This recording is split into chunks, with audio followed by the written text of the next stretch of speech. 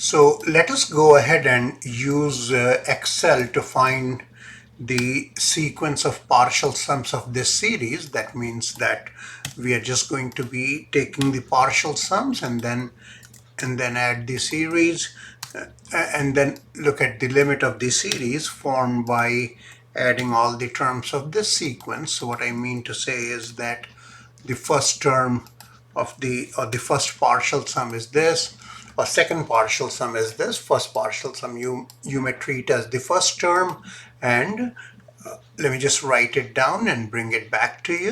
So what we are going to do is that we are just going to compute as many terms as possible for the sequence of partial sums of this sequence here, and we know that the series formed by adding these the terms of this sequence is convergent, and we'll see that phenomena when we go to Excel.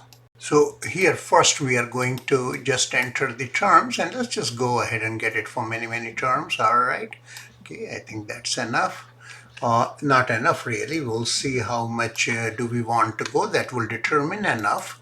Now to write the sequence, it's 1 over factorial n, or rather n over factorial n. So we are going to put this variable here, and so we got this here, and once we do this, just double click here, all the terms are calculated for who? For the sequence, right?